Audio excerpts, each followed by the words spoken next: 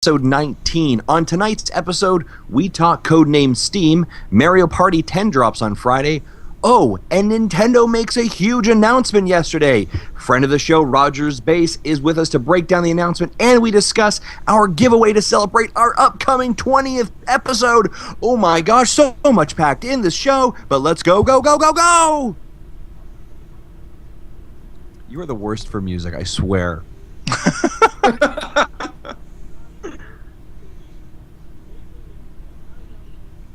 Hello, everyone. Welcome to Nintendo Dads, episode number 19 for March the 17th, 2015 even. My name is Zach Erickson, and joining me tonight is Justin Masson. What's going on, Justin? Nothing much. Excited about our jam-packed show. Lots to go. I'm excited for today. Ho, ho, ho. I don't know. It sounded like it needed to rhyme and have rhythm. Joining me as well is Jesse Waldak. What's going on, Jesse? I am not rhyming. I don't care what you want. No rhyme, nor reason, nor rhythm. I don't know why suddenly I have like this urge to rap. Speaking of musical talent, joining us tonight is Segway. Rogers Base, Roger DeLuigi. Roger, what's going on, man? What's going on? I applaud you on the segue from one podcast host to another. I am so confused right now. Right on. For those of you who don't know, go and check Roger out on YouTube, and you will have an education, and it'll be exciting for you. So yes, definitely. I loved your cover of the Frozen song. Actually, Let it go. Thank you. Let it go. That one. One of the best videos that I've seen for a while actually was while driving. He found out that Frozen 2 was announced. I saw that. It was pretty amazing, actually. Did you end up getting a ticket? No, I did not end up getting a ticket. That was definitely only for cosmetic purposes for the video. Definitely didn't get a ticket. I'm good. There's now only evidence on YouTube that could be admitted if that ever happened. But Yeah. Right on. Well, we're actually going to play it a little bit differently tonight, guys. We're going to go to the news first because Roger's got to bail out after probably in a little less than 20 minutes. So we want to get through as much of this announcement from yesterday as we can. So we're going to head straight into the news. Is there like a news jingle? Do I It go usually like is, but we're not hearing it today. But news? it's like do-do-do-do-do-do. Did that not show up? Are you guys not No. seeing that? We're not hearing any We're not of your hearing your audio. music today. You know what? We're going to get it again because Roger needs to hear it. Oh, That's what I'm saying. I expect. I've listened. You guys are acting like I don't listen to the show. All right, here we go. Expecting the news jingle. Here we go. Let's try that again.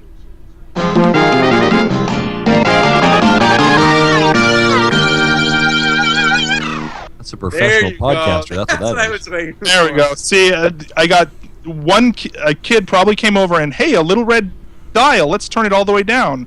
And so you guys didn't hear it. That's all it takes. People at home heard it twice. News. So yesterday we had a huge announcement from Nintendo announcing a partnership and what they called what did they call it? A capital partnership? Capital something? Yeah. Yeah. We're essentially working with DNA, spelled D-E-N-A, but it's DNA is how it's pronounced. Also known, now I think they're kind of the larger company that owns what used to be called Mobage, which is a mobile game creator, I guess, publisher and development studio. And they are partnering with Nintendo to create games for and software for what they're calling smart devices, which counts tablets, smartphones, and PCs. So yeah, Justin, why don't you kind of run us down just the brief or the main bullet points here, real quick. Yeah, so obviously the with DNA, and I think that the important thing we need to talk about for that capital agreement they have both bought stock in each other's company. I think, as someone very nicely put it on a text statement yesterday, it's like they're a blood pack together. Yeah, they're blood brothers, right? Yeah. They cut their palms open and press them together, and they're one and the same, Exactly. right? Which really, I think, from a company's perspective, perspective and investment perspective is, it shows that each company has skin in the game. This is not a fly-by-night kind of agreement or idea. Some of the other things that they talked about here was that they're going to be using games are going to be using Nintendo's IP for the mobile games. Will be unique to the games to fit on the device versus ports of the Wii U or 3DS. So this means you want Link to the Past on your iPad? No. You're not going to get that port. You may get a Link game or Link something, but it's not going to be a port of a current existing game. Now, the other important thing that we have to keep here is they are still having their consoles with Yoshi's Cookie IP. Yeah, or something. Pokemon Shuffle. Are you kidding? I mean, yeah, Pokemon Shuffle is like made for something. Like it very well could be a port, really. Yeah. The other thing that they mentioned here as well is everyone fears that, they're tearing down the Wii U and 3DS and are throwing the baby out with the bathwater. Not exactly at all, ladies and gentlemen. They're still keeping this as their home console. They're still very much vested in the console market. And as a matter of fact, they announced in the actual release as well, the new console that they're working on, or a new platform that they're calling NX. We're going to talk about that in a little bit later. And then another major thing they came out mentioning here was that all of this, whether it's on your tablet, your smartphone, your PC, your Wii U, your 3DS, sorry. 3DU? I know, 3DU. No. I know, right? The NX is the 3DU. You've heard it here. You're welcome. That there will be a membership service that this will be replacing Club Nintendo in some context. So 3 main big bullet points there. That's kind of a big overarching view of what occurred. And what I didn't get until I listened to the actual QA that Nintendo put out is that DNA is helping develop that membership program. Mm-hmm. Yeah, exactly. Yeah, the way they kind of described in the Q&A as well, I think it was really useful to go and listen to that whole Q&A, and you can find that online. It's pretty easily available. It's really interesting to note that one of the questions that they were asked was, okay, well, where is Nintendo going to fall? What is Nintendo's role? What is DNA's role? And let's just admit it, guys. Historically, one of the things that Nintendo has not been very good at is developing any sort of software, any sort of server-side stuff. I mean, I think the eShop is a little bit better than previous history. Especially with the Wii and the DS, and even they slowly have been improving. But server-side, they've been pretty crappy over the years. And DNA's main role is going to be server-side stuff and that sort of back-end development, whereas user interface, game design is going to be left primarily to Nintendo. So I don't know. What are your guys' thoughts on this whole announcement? Are we excited? Like, there's a few different things here. There's the mobile games, or for one, basically developing software for platforms that are not Nintendo hardware. That's the first one. And then let's maybe roundtable that idea. Let's go with that first. What do you think, Roger? How are you feeling about all of this? All right, so this is funny because I literally just had this discussion yesterday with a friend of mine, friend of the show, BitBlock, WeFolder Josh, and he was infuriated by the idea of having full Nintendo games on smartphones. But one thing before I really get into it that I do want to touch on was something that was actually brought up earlier, which is even though previous games will not be put on smartphones, like they're not going to port Link to the Past to your smartphone, they said nothing about potentially bringing these smartphone games to home consoles. So I could totally see maybe them releasing, say, something like a Rhythm Heaven game in little chunks where you basically get one remix for 99 cents and then eventually releasing a compilation game for the main home console with all of those plus some bonus missions combined. That I do actually think is going to happen in the future, because Josh brought up a very good point when we were discussing this yesterday, which is the market for Rhythm Heaven or WarioWare, while it will grow by being on smartphones, will be completely sort of split for people who maybe don't want to play Rhythm Heaven on a smartphone. They just want to continue playing it on their home consoles or play it on the 3DS. And Josh, for example, is one of those people who does not want to play those types of games on a smartphone. It's not their ideal experience, and they want to play it on a home console. And I do believe that Nintendo will not forget that and will release the stuff that is successful on smartphones for home consoles. Well, don't they basically, I mean, just recently we had Mario vs. Donkey Kong, which was developed on the web framework engine, right? Right. Which essentially is made for smartphones, right? Or basically so that you can take smartphone like games and port them to both the Wii U and the 3DS and have development all be one single process, right? So Definitely. It seems to me like that is the perfect opportunity to have Mario versus Donkey Kong Tipping Stars on the iPad. It could very easily happen. And I think that's a really good point. I hadn't thought about that, but I think that we could definitely see games that were and they even talked about how their focus still is going to be premium games delivered through dedicated hardware. But I would love to play Mario versus Donkey Kong on the iPad. It's perfect for it, right? It would have been amazing. There are certain series that Nintendo makes that I think are just suited for smartphones, regardless of what people say. I think WarioWare as a series has kind of outlived its welcome on home consoles. Mm-hmm. I personally did not feel like I got $50 out of playing Game & Wario. I just didn't. And I think that would be a series that would be perfect for a smartphone. I would happily buy one of those mini games for 99 cents. And additionally, Rhythm Heaven, like I said, would be a series that I would love to see on smartphones because all you do is tap anyway, either tap or slide. Both of those are very easy to implement. And on top of that, seeing Rhythm Heaven on a Retina display with beautiful 2D like art and listening to the music through my headphones, it would be wonderful, and I really want that to happen. Mm-hmm. I think other IPs, though, like more of their lifestyle stuff, things like Nintendogs, things like Brain Age, I think even strategy games like Fire Emblem and Advance Wars are all perfectly suited for an iPad, smartphone kind of environment. And I know a lot of people probably cringe at the thought that a mainline Fire Emblem game could be exclusive to smartphones, and I don't necessarily think that is going to be the case. But I do think there will be one developed for it, and if it isn't a full game, I could see it maybe being a tie-in for maybe the new one on 3DS or something like that. Mm-hmm. Yeah, they kind of mentioned too how their idea is that they will be, again, sort of how you see what Apple has described as the halo effect, where you see people getting one, having an experience with the brand, right, with Apple in one domain, whether it be an iPad or a Mac or an iPhone or something like that, and then having that transfer to other platforms as well. Right, and so somebody who buys an iPhone, suddenly when the next time they have to buy a laptop, they're like, maybe I will think more about a Mac. The same thing could be happening with somebody who downloads the most recent Metroid Pinball on the iPhone, and then it's like, actually, you know what? There's this in-app or this in-game advertisement for Metroid Prime 4 on the Wii U.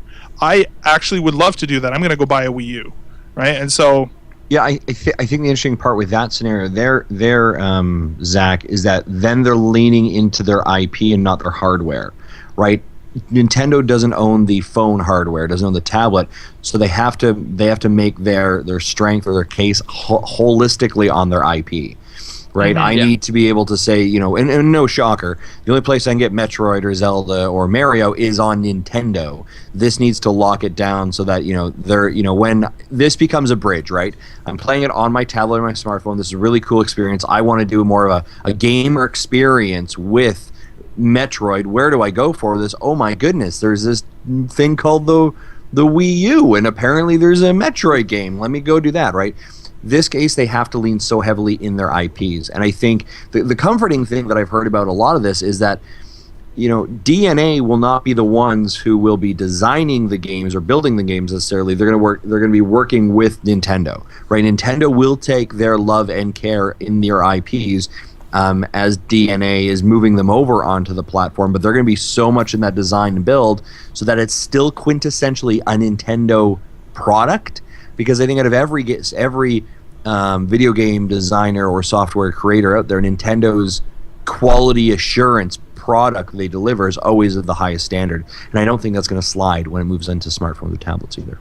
No, I don't think so. That's they very much are being very cognizant, and they again mentioned this in I believe it was the Q&A where they were like, we are not going to be delivering subpar products. We are not going to allow this transition to dilute the brands and the IP that we have. We still are going to have that quality that people expect. So, and I think that's extraordinarily important because the second they lose, they make a Mario Runner, say, for smartphones, and they lose that appeal. They lose the idea that a mom would go into a store and say, why would I buy a $50 Mario game when my kid could play it for $2 on their phone? That hurts the brand in a number of different ways, and I don't think they're gonna like do anything about that. I feel like they're smart enough to realize they won't release full games for franchises that they don't belong, on smartphone with. I don't think it's gonna happen. Yeah, for sure. Thinking about that as well, they did mention that that whatever the Club Nintendo replacement is also going to be tied into the phones as well. Now, my question is, and they didn't really mention, if I was in the crowd, I would have asked this. I would have asked, okay, how much does your Club Nintendo replacement tie into your current Nintendo Network ID, and are those going to be two separate things? Because right now they're getting rid of one of the two logins, right? So we have our Club Nintendo and our Miiverse / Nintendo Network ID. Is this Nintendo DNA membership thing? Is this going to be another login, or is it just going to be part of the same thing? Because if it's something separate, that is a really big lost opportunity, I think. I do think. I don't think this was actually in the Q&A or in the video, but I do remember them talking about bringing Miiverse fully to phones as an app, like earlier in the year. I think it was like in January during one of the directs, and it was like in a press release. So I think that will actually be a part of that, and I think you'll use the same login. The only difference is that it will now log you into everything across all platforms, across your PC, across this new NX. And additionally, I know we're not moving on to the new console part yet, but I think it's interesting that they did not mention once the quality of life thing that they talked about last year, because I feel like smartphones and Nintendo apps could tie in perfectly with that as well.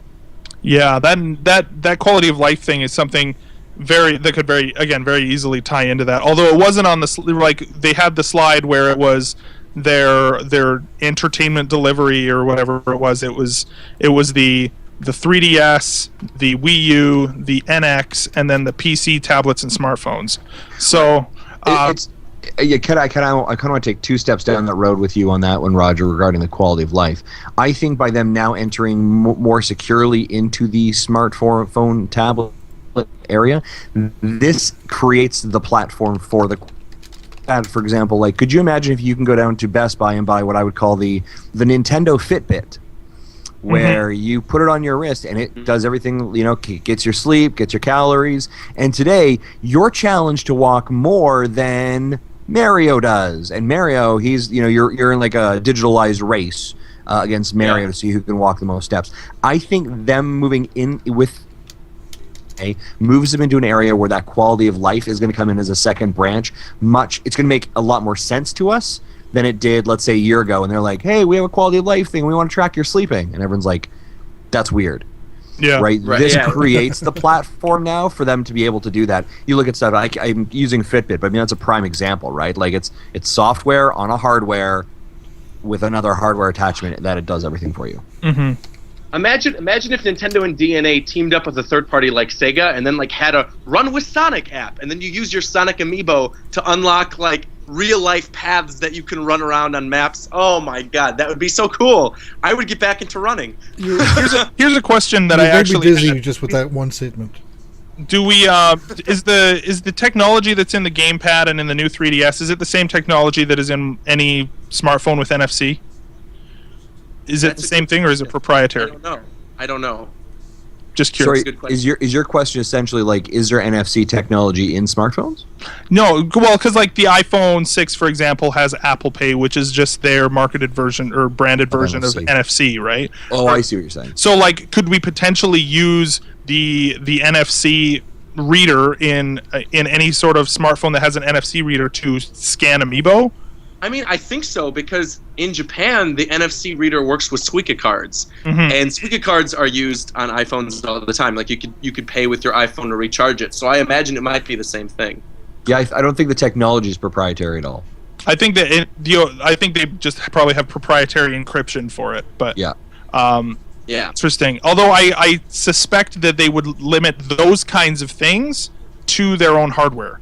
Right, like I think there would be certain things that they would describe as premium experiences, like Amiibo, would probably fall under that premium experience that would only be available on their hardware. I don't necessarily agree with that. I think Amiibos will be available everywhere. I think the more places they can push Amiibos, the better. I think Amiibos just as a toy and the way that they could like tie it in with it grosses me out to even like bring this up, but the idea that like you would get a free-to-play game on your smartphone and then you'd have to buy an amiibo to unlock a level for that game, not like use it to power up your characters like you do in the Wii U games, but use it to like buy a full level. I see it happening and it grosses me out. Imagine, but I guess here's the question I have though. Like, so that's where we envision it could go, right? Because let's face it, there's a lot of freemium crap on Apple's App Store like that. But do we think Nintendo would go down those steps? I think we can look. I think we can look at what they're currently doing, and make assumptions from there. I think Pokemon Shuffle and Steel Diver Subwars, two recent free-to-play models that they've had, that have been fairly successful on both of those. Pokemon Shuffle for sure more than Steel Diver was successful. But I think that it's totally fine that they would do it, but they would do it in a way that's not way overly egregious to the point where you have to pay to win. I haven't paid any money towards Pokemon Shuffle, and I'm quite far into that game now, and have been enjoying it quite a bit. But yeah, and I think that again, Nintendo has that sort of that trust with their consumers that they're not going to nickel and dime them within games for micropayments and stuff like that. So, but I mean, you even look at like how Nintendo has their setup for payments, right? You either have to have the credit card actively in the account in your eShop, or you have to buy the pre-bought cards. It's not like Apple, where I can literally touch my finger to the scanner and all of a sudden $1.25 is out of my credit card. Mm-hmm. Right? Like there are limits that are put into that, right? You have to either purchase the $20 gift card, or you're purchasing $20 worth of gift card or card credits on your Visa, which are added to your account. And right? that's Nintendo. There's a bit more control to that. And that's Nintendo not wanting to be in the market of holding on to credit card numbers, because I think that's smart for them. They hold on to credit card numbers though. They hold on to mine, and it's very easy now. I mean, it's in even your recently device. Nintendo doesn't know it. It's only stored in the devices. Right. Well, I mean, the end result is the same though. Like if I want to go and buy $50 worth of gems in Pokemon Shuffle right now, it's very, even if I don't have it as much in my account, it's literally, oh, you want to use your credit card on file? Yes. How much do you want to add? Enough to make this purchase. Well, that's true. My ultimate point was on the topic though. I was just gonna say, while we're still on the topic of Pokemon Shuffle, where you guys were saying, oh, you can get pretty far without paying. A big complaint that I've seen online everywhere, from NeoGaf to Cerebi, has been that Mega Glalie is impossible without buying something. Mega Glalie is absolutely impossible. People have tried. People can't do it. That's interesting. I haven't gotten that far, so I look forward to closing my 3DS at that point, I guess, and never coming back. Well, the point I was trying to make earlier, Nintendo themselves as a company do not store your credit card information, because we've seen what happened with Sony. Yeah, people like to hack other companies and other servers, and they won't have to with this one either, right? Right. But Apple somehow manages to store more credit cards than probably any other company on Earth, and I've never heard of them getting hacked. So it's possible. It's just probably very expensive and difficult to do so. I think as well, kind of going back to what we were saying with the potential business model or whatever, you can imagine if you have your what we assume could be this new Club Nintendo wraps into Nintendo Network ID. So you have your Nintendo Network ID when you log into, for example, we say the new free-to-play download version of Mario vs. Donkey Kong Tipping Stars on the iPad. Free to download. You have the basic first, the first world, the first 8 levels, and then after that you have all of the purchases. However, if it's tied to your eShop account, it's tied to your account, and presumably all of their back-end networking stuff is figured out by then. You could say, oh, actually, I'm logging into this account, and will automatically unlock the rest of the game, and you will not actually have to purchase those downloads from the Apple, from the App Store as an in-app, the App Store as an in-app download. I think that'd be something that'd be pretty easy to do as well. Kind of with that loyalty program mentality and the cross compatibility. I think that'd be something they could do too.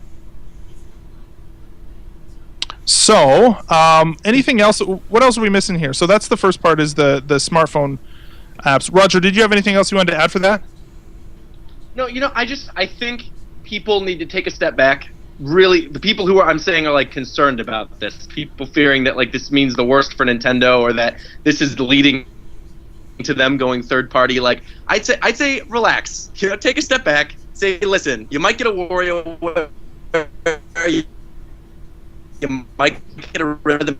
Oh, I'm losing you. Heaven or whatever, but take your time. I trust Nintendo. # in Nintendo I trust. I feel if anyone's going to be able to figure it out, Nintendo will. Yeah, totally. And I think too, like, I mean, kind of moving on to the next thing as well with the NX. Somebody asked yesterday in the Q&A, what's the deal with this NX thing? Why did you even announce this? It doesn't seem like it's relevant to anything else. And Iwata basically said, we announced this today because I wanted to make it crystal clear to our existing fans and to everybody that we are not giving up the video game market. We're not giving up, dedicated hardware. We're as dedicated as we ever would be. All of our premier software is still going to be on dedicated hardware. We're just expanding our market. I thought it was interesting that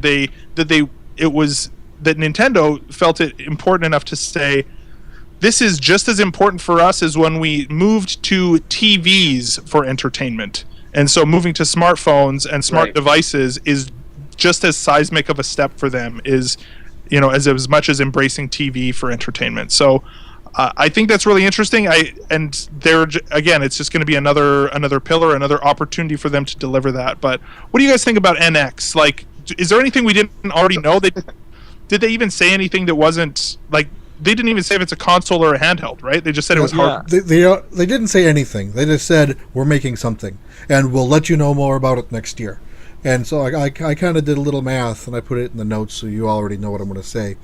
But if they're gonna announce more information about it in 2016, then my guess is it'll be released in 2017. Now, whether it's a handheld or a console or a hybrid, doing the math, 3DS at that time will be almost 7 years old, having released in March or April of 2011. Wii U will be 5 years old at that time, which is the average length of a Nintendo console. So it could be anything. Any of the above is still in the air. And I absolutely want to say this as someone who is an avid Nintendo fan, someone who's loved them forever and knows what they do and why they do things and why they announce certain things. I was 14 years old, but even when they announced that DS was going to be a third pillar to Game Boy Advance and GameCube, I knew they were full of it. Because look what happened with that. DS ended up overtaking Game Boy Advance. And I know they had it on the slide where the NX is this third pillar next to 3DS and next to Wii U. But I assure you, if there's going to be any type of third pillar, it's going to be mobile development, it's going to be NX, and it's going to be quality of life.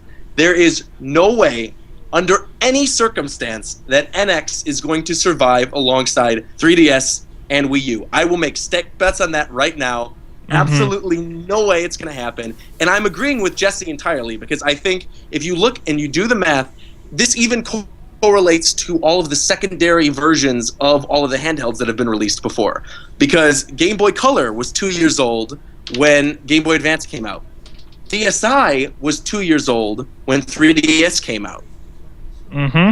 New Nintendo 3DS just came out in North America this year, and it will be, spoiler alert, 2 years old in 2017 when the NX. So it just makes sense with their timeline. And what I could see them doing is sort of saying, all right, we're going to hold out with our 3DS, just keep making content for it. We'll probably have another Pokemon generation. We'll probably have the third versions of X and Y. We'll probably actually get those this year, and then next year will be a new Pokemon generation. That will then transition us into NX. And then, we could write it out for another year and a half with Wii U. This year on Wii U is the year of Splatoon, Xenoblade, Star Fox, Zelda. Next year, I'm presuming, is going to be Animal Crossing and Metroid. Then that'll be 2016. Those will be their last big couple games. Maybe we'll get a Paper Mario or something like that. Maybe we'll get another Mario platformer. And then early 2017, around March, I could see them launching the NX, basically killing off Wii U, killing off 3DS, and having this as their one console. And I do think it's going to be one console. And I think we actually even talked about this last time I was on Nintendo Dads, which was the possibility of a hybrid handheld home console. And I do think we have a name. NX is going to be that. I think the X in the code name. I don't remember what we called it, but the 3DU. And I think the X in NX. No. Please don't name it that. Thank you. But I think the X in NX stands for crossplay. I think that's what the significance of the X is. I think so too. I think that given because their. I do think since they already talked about. Yeah, I definitely think that Go ahead. Sorry, we're getting some lag from you, Roger. I think basically what we're looking at there is especially if we're looking at stretching their development teams into the smart device area, they're definitely going to need to have some ability to multi-purpose their content again. So they're saying they're not going to port existing software like we just finished talking about, existing hardware to the smart devices, but developing software for multiple devices is perfectly within that wheelhouse. And so I definitely think that whether maybe we have a sort of situation where it's even like an iOS development system where maybe they have a portable version and a home version, but it's considered the same console and the same platform.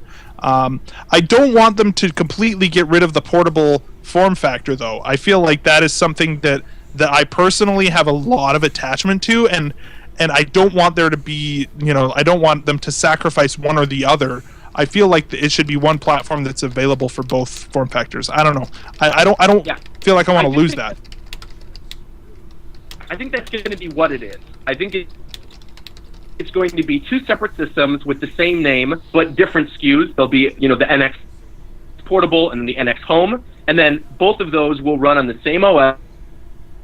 Same architecture. They'll be able to interact with each other, and then you'll have the smartphones basically act as the tie-in apps for when you're on the go. So something that I brought up when I was talking with Josh is I could easily see Street Pass become a mobile app, where basically, a lot of people right now, they don't want to carry the 3DS around to get Street Passes, and then on top of that, Street Pass locks out after 20. You get your 10 and then the next 10 that come in. So, it's kind of a chore to just be walking around with it, constantly opening up your DS and checking. With an app where you could easily walk by anybody, you Street Pass with them, and then when you come home, you have 100 Street Passes that then transfer to your quality of life, to your NX, and the data gets changed in different ways. I could see that happening, and I could see them take all of the features that they tested in 3DS, turn them into apps that will then speak to the new NX. And I think the NX portable system will not be a pocket portable system. I think it will be something kind of similar to like a tablet, and that the home version will basically just be that portable system, but with a little box that attaches to the TV and, plays it in beautiful HD on your 60-inch. We got Axel R8 in the Twitch chat says, at least NX isn't a confusing name like New 3DS or Wii U. Don't forget though, the Wii was called the Revolution until. Yeah. Right, I replied to him saying, I will be surprised if that's the final name. It's likely just a code name. I'd agree with you, Roger. That risk. Go ahead, Justin. I said I definitely agree with Roger, because I think that even if you look at the new 3DS, right, and its placement in regards to like the Wii U. You could very easily, and we saw this with Smash Brothers, you could very easily think about replacing your game pad at home for your Wii U with your 3DS, right? So your 3DS is your mobile gaming console, and then when you get home, it recognizes that there is a there's a home or a TV set box connection, and it goes click, there you go, now we're into the home network, right? And you're just playing off of that, and I truly believe that's what we're going to be moving into for sure. 100% agree with Justin. 100%. Yep. Right on. Well, awesome. Anything else that we're missing here, guys, as we're talking about, as we wrap up this discussion about the exciting announcement from yesterday? I think I would, Roger, yeah, we were. Go ahead, Roger. I was just going to say, I want them to take a risk with the name. That's something I was going to bring up earlier. I want them to just name it Nintendo. Just call it Nintendo. Drop everything. Just call it the Nintendo. Nothing else. No Wii U. No Wii 3U. Whatever. The Nintendo 7. Screw that. Just Nintendo. Or 7. Yeah, something like that. That would be really cool. Make it something very basic where people could just say, I want the new Nintendo system. Just Nintendo. You won't have to worry about different SKUs. You'll just have Nintendo Portable and Nintendo Home, and that's it. They'll say, the next PlayStation will be 5, but we're the 7th. You know, I just to play devil's advocate with that, I think that is about the riskiest thing that you can do for your company name, is to literally sully that name by having a product that doesn't do as well as you hoped it would. And then suddenly, not only is that product considered crappy, but your entire company shares the name of that crappy product. It's super risky. So that is super risky. But you know what? I think if they have enough confidence in it and they say, all right, what we're doing, if they truly believe in what they're doing, I think, they would go for it. I do. I think they should go for it. Right on. Hashtag be risky. Hashtag be risky. Awesome. Well, right on. Hashtags with Roger. Yeah. Anything, Justin? Did you have more to say real quick?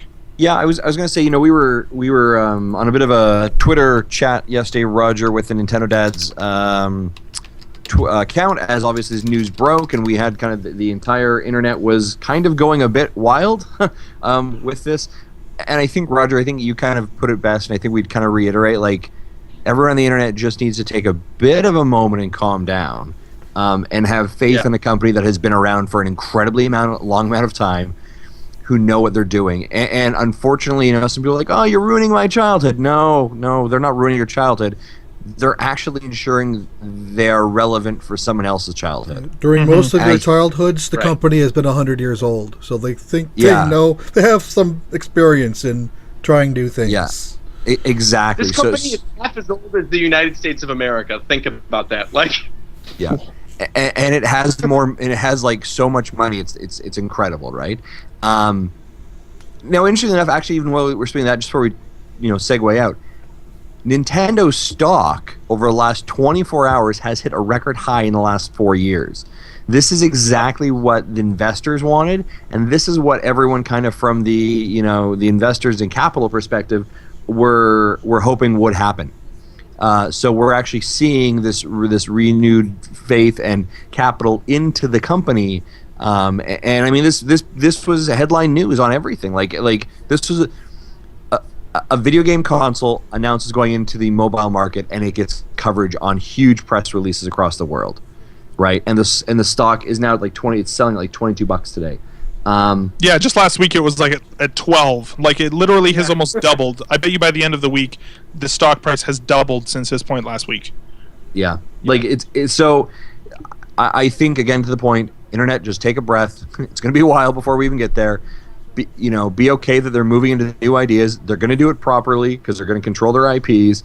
And it's not about you anymore, folks. It's about other generations as well.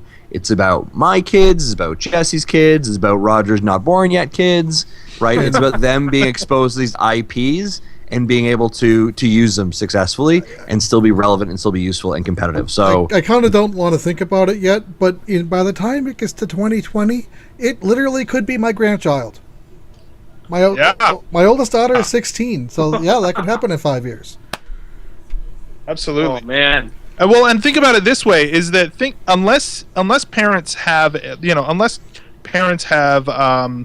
are like our kids, unless kids out there are lucky enough to be our parents or kids of somebody who's a Nintendo fan, what is the likelihood that they have played a Donkey Kong game or a Mario game or all of those sorts of things? The Wii U, frankly, has not been selling that well, and and the reach is not there what it once was in the NES days for all the kids on the playground. And this is the play to get that back in, to get them back into relevance. Yeah. So I'm excited for the next 6 months, next year, next 18 months to see what Nintendo really does with this rolls out. Now, like we said, we do know that apparently the first mobile game is supposed to be released by the end of 2015. We do know that the new membership service should be online by the end of 2015, and that in the early part of 2016, we're going to hear more about the NX. Plus, we've got some great games in the pipeline, folks, because guess what? Nintendo's still making cool games that we want to play, so shut up. Right? Especially for Wii U. Like, I look at this year for Wii U, and I've never been more thankful that I'm basically going to have May to work from home and have completely paid time off, because I'm going to be playing Splatoon all day, every day, 24 hours a day for the entire month. Splatoon looks amazing. And, you know, if this mobile money gives them the backing to be able to create more new IPs like Splatoon, I am super all for it. Yeah. And for those of you that was thinking that Zelda this year is the Wii U swan song, give your head a shake. Yeah. Not quite that yet. Next year's Metroid will be. Yeah, absolutely. I'm putting that on there right now. Nice. And then, as you said, relevance is I think the key word Next here. year's Metroid will be. While I don't think this, based on the schedule of everything, we're not going to start seeing real content until 2016. I don't think it's going to quote unquote save the Wii U, but it'll definitely be a big kick in the rear for NX. Yeah, or not. Yeah, they're kind of straightening their boat. They're putting their boat back on the right path they need to be to still survive. Right on. Well, awesome, guys. Roger, I know you were saying you had to go about 20 minutes ago, so thanks for your extra time, man. Why don't you tell everybody where they can find you on Twitter and all the goodness? Sure. Sure. So Twitter, Twitch, YouTube, everywhere you could find me. Instagram, even SoundCloud. You could find me. It's Rogers Base, ROGERSBASE. I also host Japan Time, which is also on VG Tribune. We're doing a new episode, which will stream on my Twitch channel next weekend. So if you're a fan of Super Smash Bros. At all, definitely tune into that. And it's always a pleasure to be on with you guys. I'm a regular listener, and I'm also a fan. So keep doing what you're doing. Awesome. Thanks, Thank you very much, sir. And we'll do some big Splatoon in May. We'll get together and do some online if we can do that. Absolutely. All right. Have a good one, Roger. Absolutely. All right. I'll talk to you later. Okay. See you, Roger. Bye. Awesome. Wow, he was getting crunchy by the end there. Yeah. Good to have him on, though. Great. Yeah, absolutely. Cool. Let's shall we head in straight to what we've been playing? Oh, absolutely we should. Do we have bumper music? We can hear it this time. Awesome. So this week, I'm going to go first this week because I am always putting other people before myself, and I need to be putting myself first more often. I don't know what that means. I feel like you read that in a fortune cookie somewhere.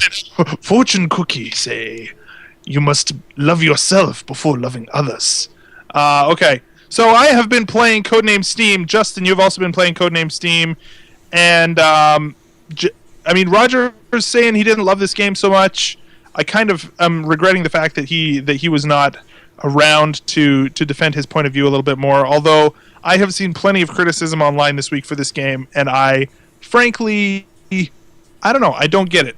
But so basically, for those of you who don't know what Codename Steam is, it's made by the same people as it's Intelligent Systems, the same people who made Fire Emblem and Advance Wars, and it's a wonderful sort of grid-based strategy game that is also basically, the way I kind of like to describe it is take a sort of tactical shooter type game and turn it into a turn-based strategy. As far as the pacing, it's much more turn-based, and you are really able to be as deliberate as you want to be and as thoughtful and strategic as you want to be in moving this squad of 4 characters around the map in order to reach a goal and complete certain objectives.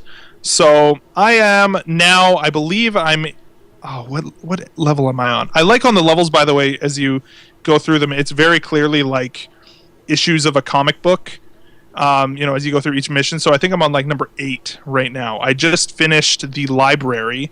What mission are you on, Justin? I'm on mission 3-2. Which is the I have just got Lily? Tiger Lily, And it's the boss battle with the large kind of... The huge cannon thing. Yeah, the huge cannon thing. I'm on that. Right on. Which I got annihilated at today. Yeah, that's the level where the eyeballs start appearing, and you've got to like, oh crap, I got to run away from that one now, right? Yeah, I got whooped today. My daughter was at dance, and I played that in the parking lot, and I got whooped. Yeah, it's I don't know, it's a lot of fun. I've really been enjoying it. I've seen a lot of reviews lately, and I kind of went on a rant this week on Twitter about this too, where I really feel like a lot of the criticism of this game is kind of based out of people not kind of getting what the developers are going for. And frankly, I mean, that's probably the developers' fault for not being maybe a little bit better at guiding and providing guidance for what they're sort of intending. If you remember, Ubisoft's Zombie U had the same issue. People were expecting survival horror. I mean, expecting more of a shooter and less of a survival horror, and or the other way around. I don't remember, but the game kind of got crapped on for that. And, did you see Polygon's score? Yes, I did, and I think that I don't know. That was I actually went and listened to their podcast. They have a podcast, where they kind of go through reviews and things like that, and I think part of the reason why especially those reviews that are particularly low are from people who expected it to be one thing and it's something completely different instead. Where it's like, oh, it's a strategy-based shooter, but the Overwatch mechanic is really cheap. For those of you who don't know, the Overwatch mechanic is where you can save some of your resources and either not move as much as you could have moved or not shoot as much as you could have shot, I guess, and have that sort of line up. Sorry, just looking at the message from Roger there. You're welcome, Roger. Thanks for having me on, guys. So having people... I've lost my train of thought. There we go. So, basically reserving some of your resources, so then on the enemy's turn, if they kind of cross your path, then that character will shoot them. The problem is that the enemies also have Overwatch, and so if you walk into their path and they have an Overwatch reserved, then they will shoot you and can potentially stun you. And so you've got to strategize with all of that in mind. And as the game kind of progresses, they provide new resources and new tools in your toolbox to be able to deal with that kind of challenge. So, for example, as you kind of go on later in the game, one character will have an ability that stuns characters within a certain range of a bomb going off. One of them will have a sort of the equivalent of basically a placed taunt in the center of the field, so you can force them to appear in a certain, force them to go to a specific point on the map instead of targeting your actual characters. And so there's lots of different ways to deal with the challenges that they're providing, but the game isn't necessarily super clear at how it is best to use those different tools. And so it's up to you to figure it out. So I don't know, Justin, I've been doing a lot of talking. How are you feeling about the game so far? Yeah, I really like it. I think it does a great job of... It does a great job of engaging you in a fun, over-the-top, zany story. The art style is a little bit wacky. The voiceover acting is a little bit over-the-top cheese. Like, it knows what it's trying to be. I've never played a game like this before, and I just find it's a really enjoyable game. There are parts of it where your steam tank can only let you go so far, right? So this isn't a run and gun. I have to be strategic. I need to take out that alien, so I need to move John up by 4 moves, and I'm gonna shoot from there. That's gonna take my steam tank down by 3, which means I can either move 3 more spots or stay in Overwatch. I'm gonna stay in Overwatch, and then when I'm gonna take my next character's turn, and I'll move Tiger Lily or Henry up closer, and he'll kill that enemy, and then I'm gonna be aware of the other ones. I find it makes it's like a really good puzzler. It makes you think of different ways to try and solve the puzzle, and assisting each other. So I think it's a fantastic. I really really like it. I think it's a great game. I know everyone's like, oh, it's a 7 or 7.5. There are some things that sure would I like for it to be a bit better. You know, the alien movement between alien movement is a bit long at times. Mm-hmm. Especially when there isn't actual action occurring. Although I did find out, listening to another Nintendo podcast from the Nintendo chat, that if you hold down the select button during alien movement, it seems to speed it up. I don't think it does very much, though. I think it's like within 90 seconds, you get like about 3 seconds speed up time or something. I found it at times sometimes it felt like it was going faster, other times it was like not so much. So yeah, I think it's really dependent upon what the, basically it's doing a lot of AI sort of calculations and thinking, and whether or not that particular unit is within your sight, it is moving anyways. So it could be clearly on the other side of the map, and you are just sitting there. I almost feel like if they did a little bit more with the sound, to basically have it say, okay, to maybe hear a little more rustling in the background and give you a little bit more maybe like auditory cues of, okay, well, there's something going on over on that side of the map. I'm not sure what it is, but I'm going to listen to, I'm going to maybe head in that direction. And it would also, in situations where, for example, there was a level that I just finished where you're in a library and it's literally just like rows and row, or aisle after aisle after aisle of really, really tall bookshelves. So, you could get the lion and jump up onto the top of the bookshelves and kind of see this overview of it. But for the most part, it's literally weaving in and out of this, of these bookshelves, and then there will be an open area, and then you'll kind of go back into the corridors again, and you can kind of catch glimpses of the enemy in between the, like, oh, there's another one on the other side of this bookshelf. I know that there's enemies there. In situations like that, it's really tense because you're like, crap, I don't know where they are. I think that they're going to be up ahead here, but I really do think that there is that weight actually does create some pretty good moments of tension as well. Although there are times where it is like, oh, come on, man. Yeah, I'd agree. Like there is definitely this feeling of some level of anxiety. Like you're like, oh, okay, is this actually going to happen? Like, oh my gosh. The other things that I thought were really cool about it is there are save stations throughout the game, and so you can get there, and so these I mean, the level, an average level should take you somewhere between 20 minutes probably, right? And some of them, there are 3 or 4 of these save stations throughout the level, and you can go to it, and you can only use it once, but you can your options are either save and restore, which means the individual who got there, you can restore all of their health, energy, or save and restore all. Now you collect coin throughout the level. So save and restore, which is just the one individual, is like 20 coin. Save and restore all is like 200 coin. Mm-hmm. So now, interestingly enough, the coin you can use later to buy upgraded weapons and equipment. So it's this kind of trade-off for like, do I want to pay? Do I want to spend the coin I'm collecting and recharge everyone and fill them up right now? And do we feel like we can complete this level, or is it just better for me to kind of take the save here, hopefully either get through the level, or take the save here and potentially die, but at least know how I should do it in the future? So it's this very strategic understanding of like what's at risk and what's at play in the game. I think it's great. I think the 3D in this is actually really great. I find it really immersive, or it helps with the immersion. The voice act is very well known, like we talked about last week. We had Will Wheaton's one of the voices, Michael Dorn who played Worf on Star Trek. We have Adam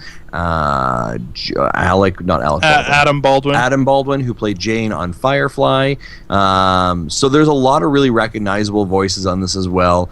I think it's a lot of fun. I'm hoping that they're going to come out with another one, and then we think of the amiibo use with putting in any of the Fire Emblem amiibos. I think it's a great game. Did you try Ike? I did, yeah. I tried Ike. I think you and I had this discussion about his long range weapon is kind of interesting. His short range is really powerful. It feels like it was something that they thought of afterwards, probably. Yeah, it does. Definitely feels like we were like 75% on the game. Someone's like, "Hey, what if we do the following?" And it's like, oh, "Okay, this is how that fits in." But I think it's a really cool integration. And the character list, I've only got my 4 characters plus Ike, so I've got 5. But the character list, I think, if I remember. You get 12. Yeah, there's 12. Like 12. You get 12 characters total.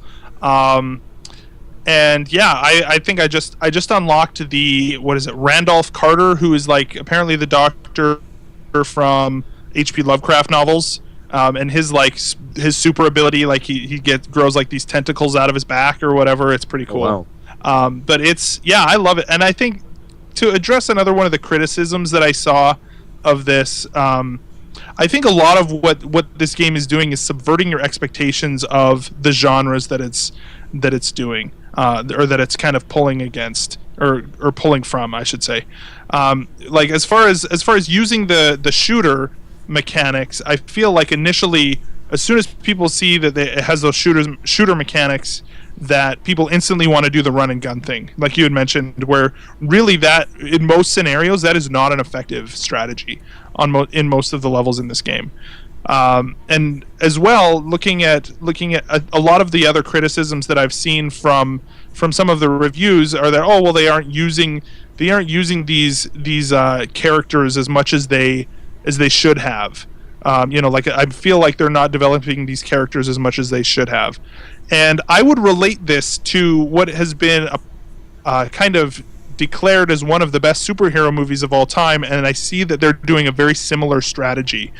And I would relate it to the Avengers movie, where you've got a huge cast of characters, and the only reason that I think the Avengers movie worked was because it had all of the previous movies to draw character background from. Right? When we saw Tony Stark, when we saw Captain America, when we saw Thor, we knew all of these people already, right? And so in the Avengers, they were basically just a caricature of themselves, or a very simplified version of themselves. That is basically what this movie is doing, or what this game is doing as well. So when we see Tom Sawyer and he's got his like hick boy voice, and he's very much a caricature. I mean, obviously it's a character anyways, but a very simplified version of himself, very surface level. It is a huge cast of characters, and so we are going to see that. But seeing them all together in that sort of environment, I think, is really cool and really exciting, and I really love the team. And they do some interesting things that I'm kind of like, oh, that's kind of an interesting thing. Like they kind of, in a few of the cutscenes, they'll have John Henry and Tom Sawyer kind of become this little duo of people who are kind of ribbing each other. Tom Sawyer, they kind of set up as this young kid who loves all these gadgets, and then John Henry's got like this huge mech arm and stuff like that. And so they start playing with those sorts of things, and it's just enough to be like, oh, that's kind of a cool little pairing. I like that you did that. But they're at the same time not there to have really deep character moments. They're there for comic book action and craziness and fun. So I really, really like it. I definitely would recommend it. It's not for everybody though. I think that's the important thing, and I think that's maybe why some people are disappointed with it, because it's not what they wanted or what they were expecting. But I think take it for what it is, and not what you wish it would have been, or what you wish it was. And I think you'll enjoy it a lot more. So, any other thoughts, Justin, on that before we still have you really tried like it online? I did try to go online, and I had no success getting online at all. Yeah, I tried one match of the coin collecting, and it was all right. I only tried one match. I think me and you are going to have to get together and try that out. Mm-hmm. Yeah, locally, I think. Yeah. Will it work? Yeah, because again, I think there may be some weirdness about playing friends online there. Maybe we'll set up a tournament that just me and you are in. I don't know. I don't know if that'll work, but I definitely, it's been really fun so far, and I'm looking forward to getting the Robin amiibo. I'm probably going to get that and try him out in that game when he comes out. My guess is that's got to be what, like a month away, something like that. I would think something like that. So, anyways, awesome. Jesse, what have you been playing this week? So I heard you guys talking in the past about the Pokemon Shuffle game, and so I decided, let's try it. So I broke down and gave it a try.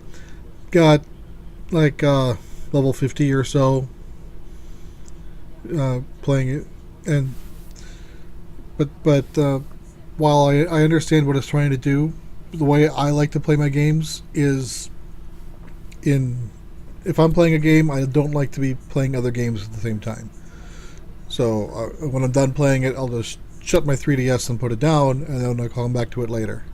And instead of actually saving, quitting, going into the next game, doing whatever I'm going to do, saving, quitting, going into the next game.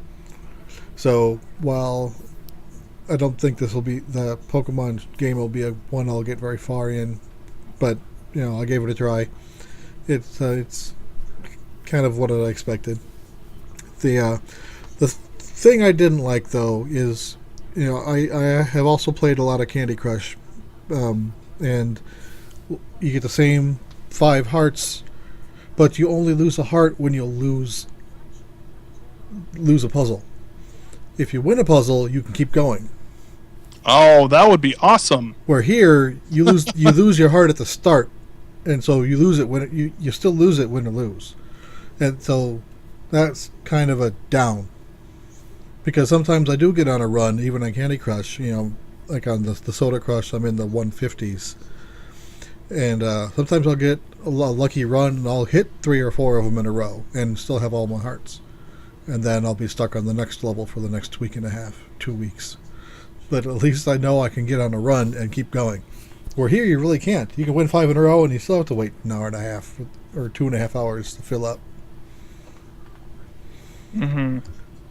Yeah, so the overall verdict is like not super excited about it then. It's not for me. Yeah. If the game that I was currently involved in more was on a Wii U, that I could then go to the 3DS, play my turns, and then go back to the Wii U, that probably wouldn't be an issue. But the other game that I started to replay is Dragon Quest IV. I forget the subtitle. And I've played through it once before when it was new. I don't even know how long ago it was. But Dragon Quest is one of my favorite series. It ranks up there with Zelda and Final Fantasy. So I've been really hoping that I've been hoping for 10. As soon as I heard about 10 in Japan, I wanted to hear, and I lost hope on that one. And Japan also got a remake of 7 on the 3DS that probably will never come out here. They just have a problem with localizing their large games, yet they like to make large games.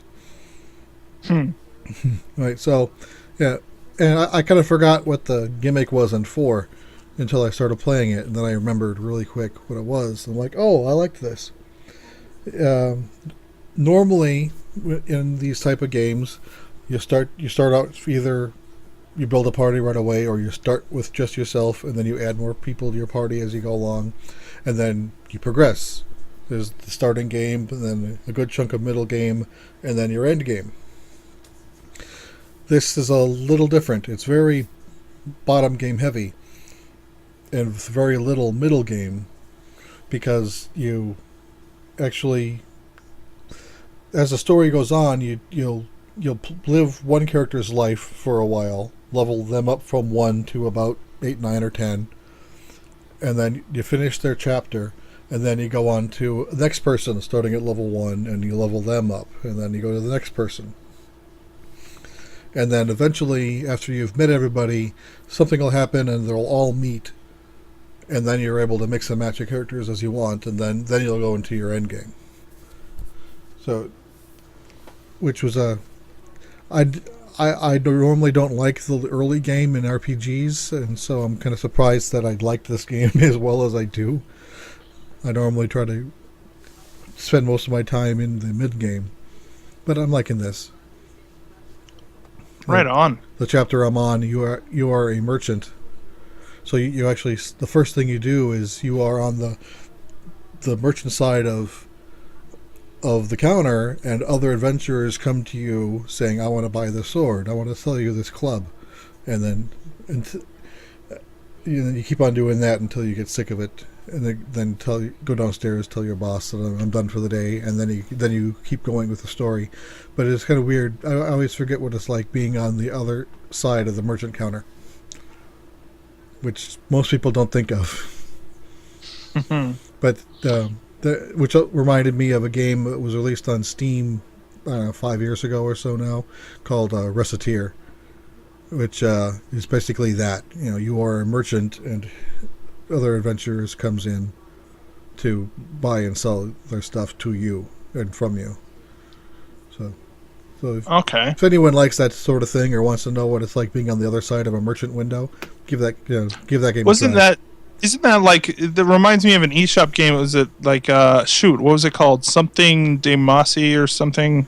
Are you thinking of the... Crap. Where you had to use Smith weapons?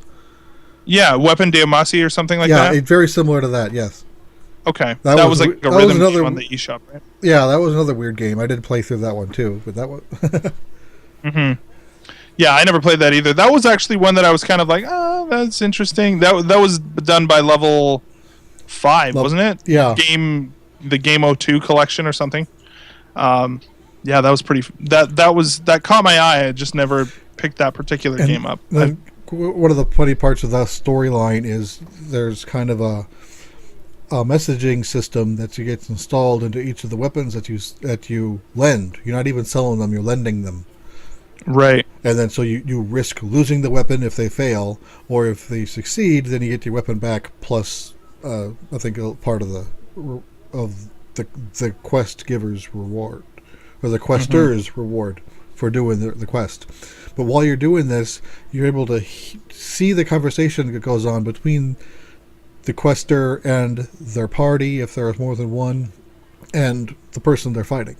It's that conversation is just sometimes hilarious. That's awesome. Well, right on, man. Anything else that you've been playing? Anybody else want to add anything before we move on to our fan mail and such? We need to come up with a name for that segment, by the way, for this email. Like in the show notes, we got emails/fan interaction. We got to make that snappier. We do.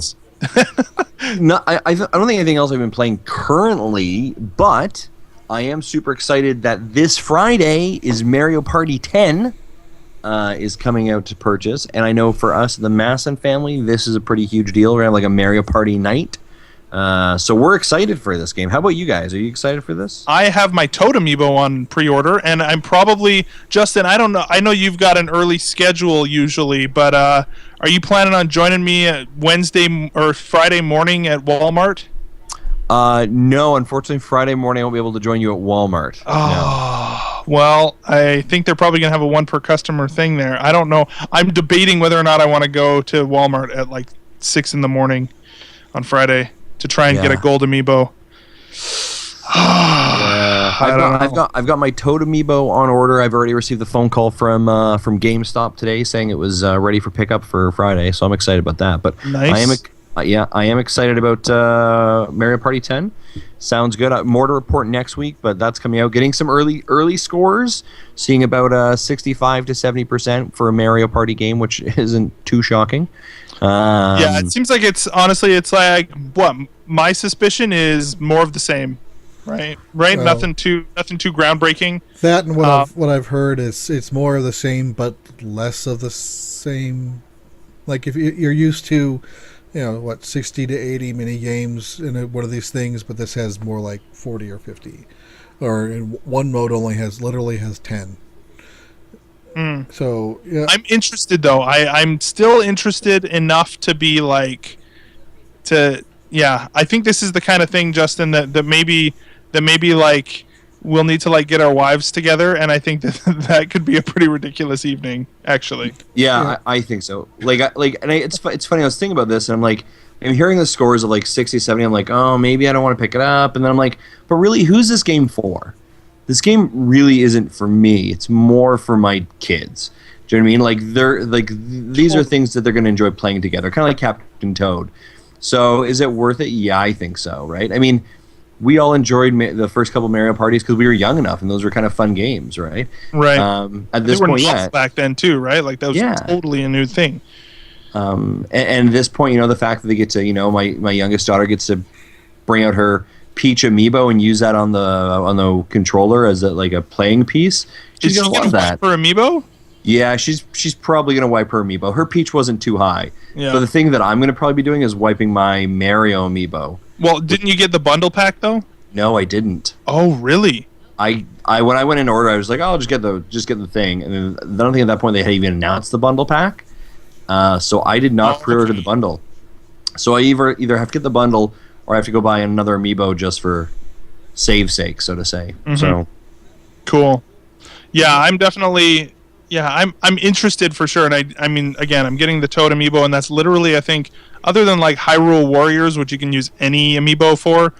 I obviously can't use that one in Smash Brothers, so I'll probably be able to use that if I'm ever playing it somewhere.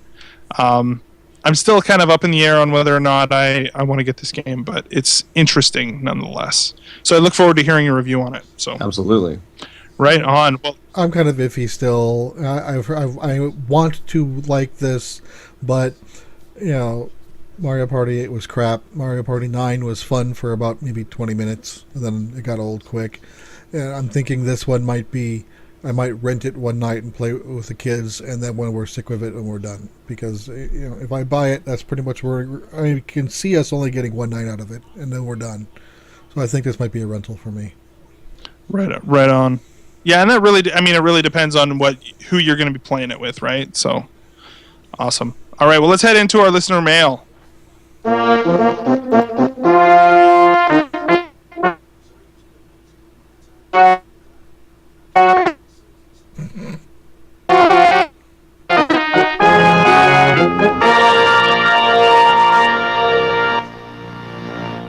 All right, so listener mail this week. We have a review on iTunes. This is the U.S. iTunes store. Have we read this one before, guys? I was looking at I found a way to read U.S. iTunes reviews from Canada. It was crazy. You just, instead of in the address on your browser where it says itunes.whatever.com /CA, I just put /US, and it totally changed it to the U.S. one. It was amazing. Anyways. Nice. I don't think we read this one yet. So, yeah, so this is from Delta Dawn. He says, this podcast provides lots of up-to-date content as far as news, reviews, and happenings within the world of Nintendo. Within the Nintendo world. As a Nintendo fan and dad, I love this podcast knowing that these guys have a lot going on. The great thing is the information is so fantastic that even if you're not a parent, this podcast is an easy listen. Well done, guys. Look forward to it every week. So thank you, Delta Dawn. Really appreciate that feedback. And for all of you listeners, please go over to iTunes and leave us a 5-star review and a written review as well. And that is huge for us to get the traction that we need, to spread the love. Speaking of spreading the love for Nintendo dads, next week. Well, actually, before you jump in, we've actually got other fan interactions. Oh, hot dang! Never mind. On the social of the medias. So we put out a question yesterday about Nintendo's huge announcement, and we said, hey, what are your thoughts on the announcement? And Jan, I always get the Joshima, which I believe is our friend from Germany, I believe. He said, it's without doubt a turning point in Nintendo's history. This means giving up care and love for some of their strong brands, but making a potential big bunch of money with it. As a Nintendo fan, I'm in tears, but as a Nintendo fan that still wants to be able to buy games from his beloved company in 5 or 10 years, I'm relieved. Nintendo is all about their brands, so cards up. Nintendo just sold their cash cow.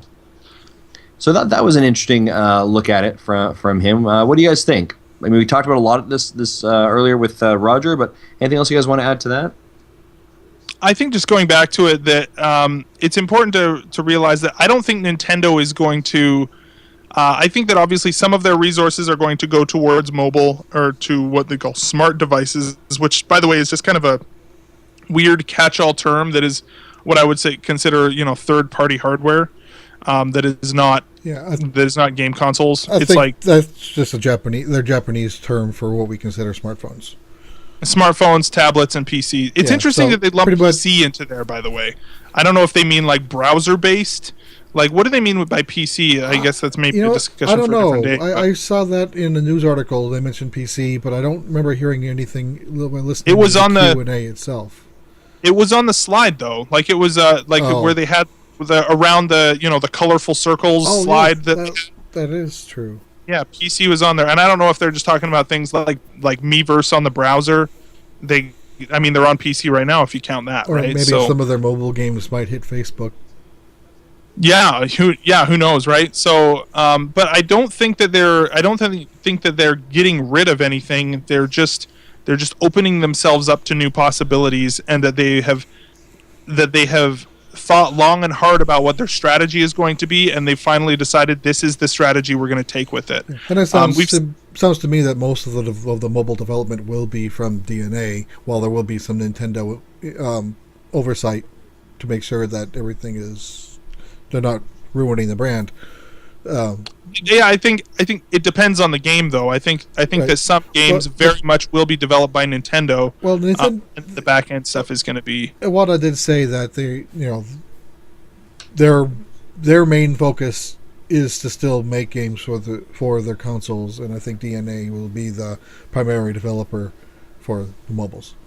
I don't think it'll be as mixed and matched as other people may be thinking. I think it'll still be pretty split. It's not like we're going to be seeing the Mario Galaxy game suddenly stop development on the next Mario game so they can go and make, a Mario Endless Runner on. That's exactly what they don't want to do. Yeah, that's not what's going to happen at all. Because they want to keep the developers where their strengths are. And Nintendo, mobile is not a strength. That's why they brought in DNA. Yeah, totally. We have one other social media statement or interaction. We have John, or his handle on Twitter is @JPON87, who sent us a tweet today actually saying, "At Nintendo Dads, this account name literally describes me. I'm excited I found you guys. Looking forward to having listened to the podcast." John, we're excited that you're joining us, and we hope you enjoyed the podcast, and we're glad that you are a Nintendo Dad. So hopefully this goes right into to what you like. Absolutely. And so everybody, thank you for your interactions. And I want to say, honestly, as we're going into 20 episodes next week, I want to honestly just take a minute and thank everybody who takes the time to listen and to provide feedback. Honestly, within these 20 episodes, we've reached a point that I honestly don't. I'm surprised at how far we've come in just these few short months.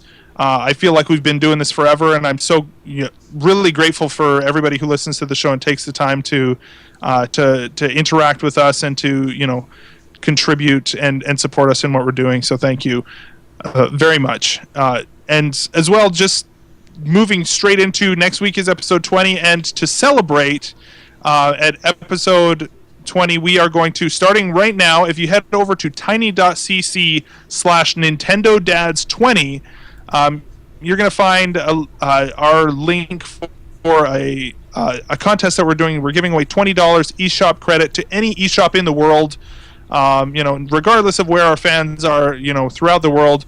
Head over to tiny.cc/NintendoDads20, and you're going to find a great way to share the love for the podcast.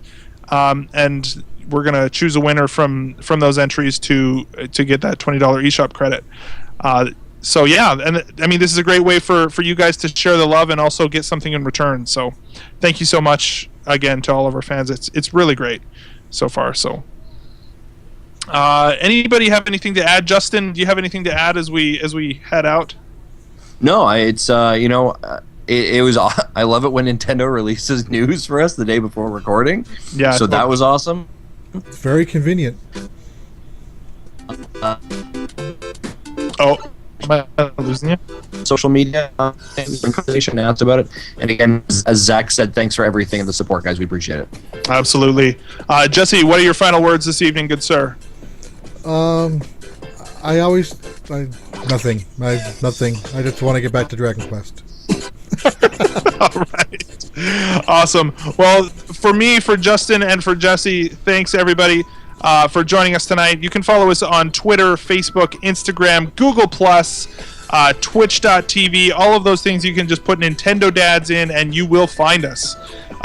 You can email us at nintendodads@gmail.com. Call and leave us a voicemail at 929-25-NDADS or 929-256-3237. Huge thanks to ocremix.org for our music, both intro and outro music, and then of course to Carter Johnson for providing our amazing artwork.